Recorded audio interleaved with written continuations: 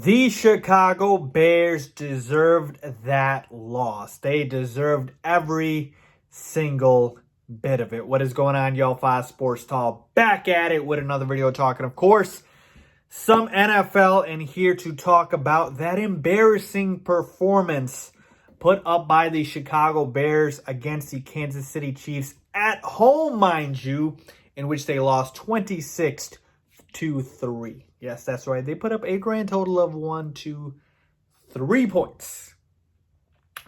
So, with that being said, I have a lot to talk about. A lot. Okay, folks? Trust me, there's just a lot for me to get to. You can sense the frustration, I am sure. So I won't wait any longer.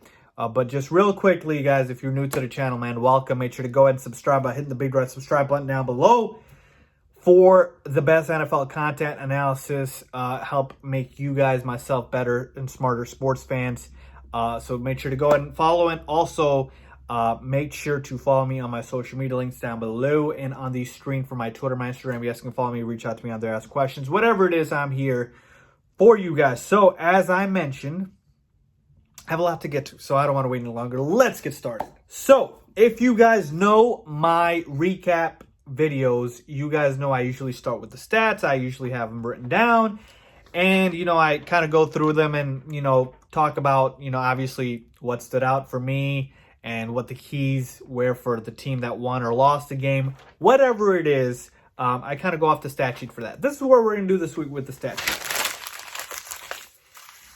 And it's going to go over there. Okay, because here's the thing, folks. This isn't about the numbers. Oh, no, it is much bigger than that. This is about an entire season's worth of incompetence being highlighted in one game. Because this was perfect. This was perfect, folks, okay? Sunday Night Football, the week after the Bears officially get eliminated, so it means nothing, okay? Sunday Night Football, the week after the Bears get eliminated, and it means nothing, so the Bears have no pressure, quote-unquote, and you're at home, and you get to go up against your former head coach, or your former head coach is in Matt Nagy's teacher, if you will, in Andy Reid, and you get to go up against your contemporary in your draft class in Patrick Mahomes, if you are Mitchell Trubisky. So Nagy and Trubisky both get to go up against guys that they're compared to, guys that are linked to them for the rest of their careers, okay? It's a perfect opportunity to kind of prove it, to kind of showcase to the entire world, because nothing's bigger than Sunday Night Football, folks, okay? Everybody's watching the game. It's perfect time to prove to the entire world, yeah, even if they didn't make the playoffs, hey, we're still here. We had a few ups and downs, but we have a future, and there is something bright to look forward to in Chicago. That's what was supposed to happen.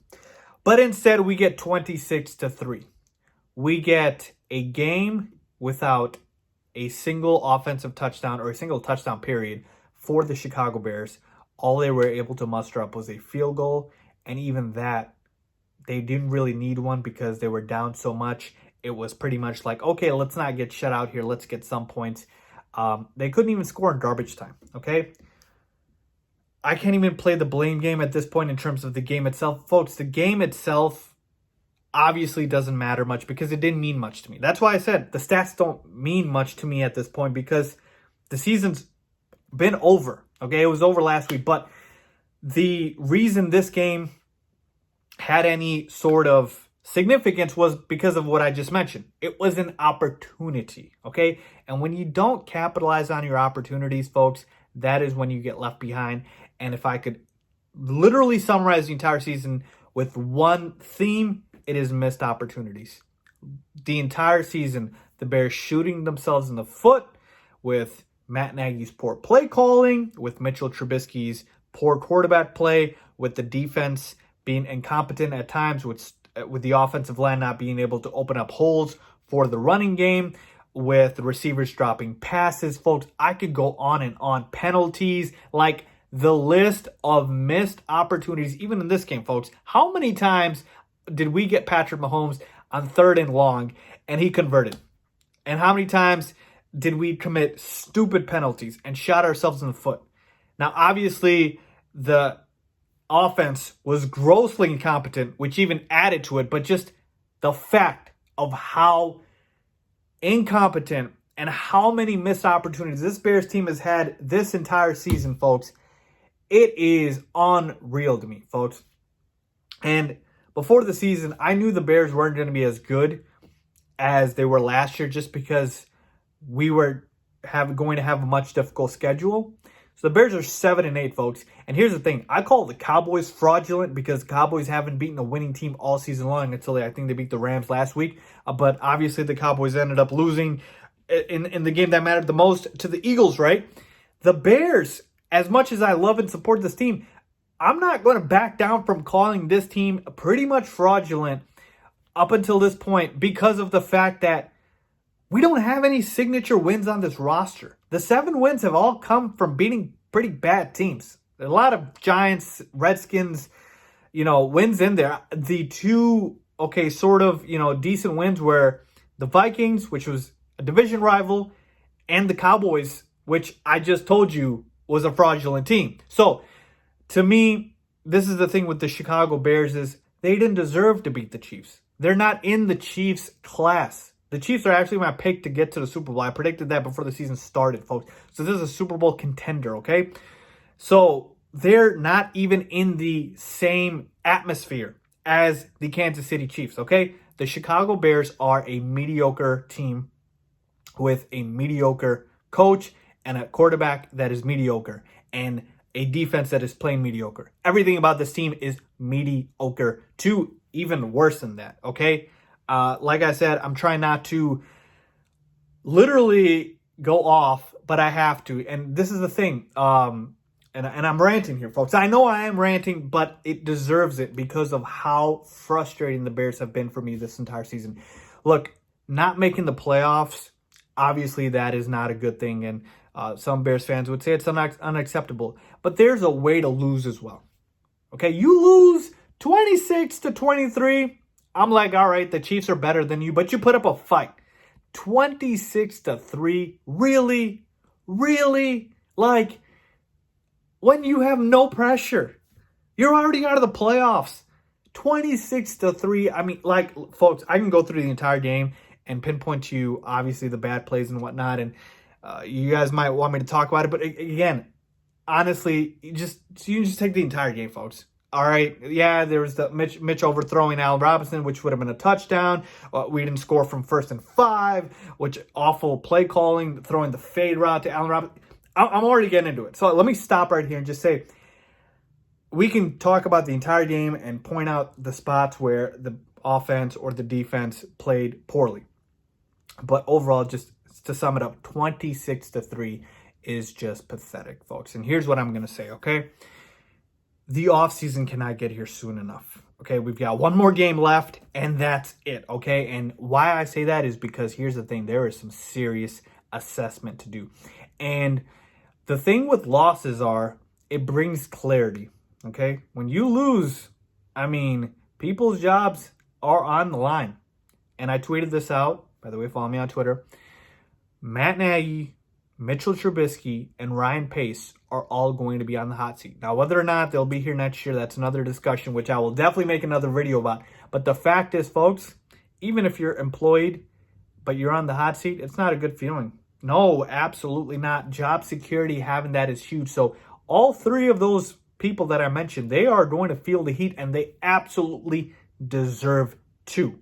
So all I'm going to say is the Bears deserve this. This was just flat out pathetic. 26-3. I don't care how you slice it. Should never happen. It shouldn't happen.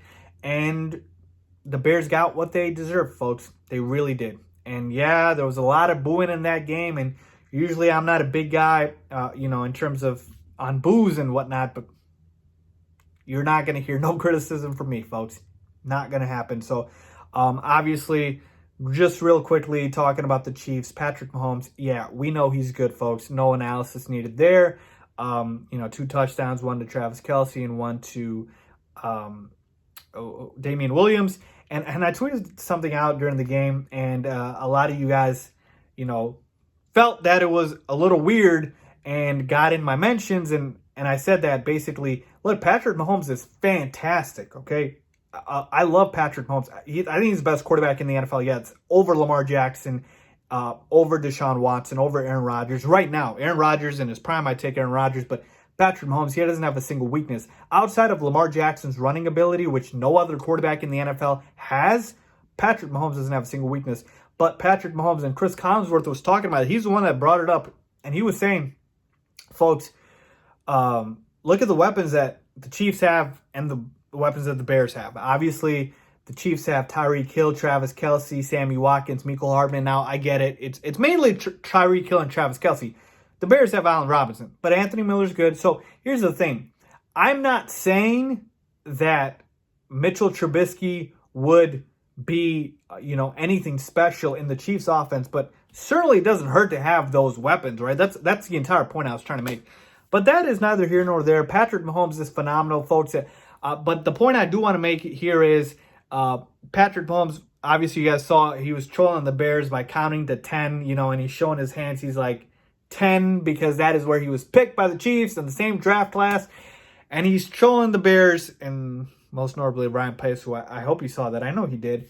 Of that is where he was picked. All right, Ryan Pace. But I will go to my grave saying this. Patrick Mahomes, nobody saw this coming from him, okay? The one that hurts more is Deshaun Watson. Mitchell Trubisky getting drafted over Deshaun Watson. The Bears passing Deshaun Watson for Trubisky hurts a lot more than Mahomes does. I know a lot of fans want to say that, and absolutely, who wouldn't want to have Patrick Mahomes? But I'm telling you right now, at that time, nobody thought Patrick Mahomes would turn into Patrick Mahomes. So just want to point that out here. And again, if you want me to criticize Mitchell Trubisky, I can do it for hours. It's beating a dead horse here. Mitch had an awful game. He played horrible, just absolutely horrendous. There's nothing to defend here, okay? And look, I will get to all of the Bears players, most notably Nagy and Trubisky, when I make my offseason videos. But here's the thing, folks, okay? Moving forward, there's a lot of question marks. It's not just Mitchell Trubisky. I'm just telling you that right now. There's a lot more than that. But yes, his play is definitely part of the problem. So there you have it, folks. My thoughts on the Bears versus the Chiefs. Just an absolutely awful game. And the Bears deserved it. So in a way, I'm happy because you know what? You get what you deserve. Okay? And the Bears, for their gross incompetence all season long, for Matt Nagy's awful play calling, for Mitchell Trubisky's shoddy quarterback play, for Ryan Pace, for passing up and missing on draft picks. This was a culmination of all of those things into one. It was literally perfect, right? Matt Nagy going up against Andy Reid, Mitchell Trubisky going up against Patrick Mahomes, and Ryan Pace watching Patrick Mahomes going up against his draft pick that he's going to be linked to forever, and his head coach that he's going to be linked to forever. So it was great, okay, just seeing that part. But like I said, folks, let me know what you guys think, man. That's all I have to say. Leave a comment down below if you agree or disagree. Oh, man, I am disgusted. Oh, good Lord. What an awful, awful game.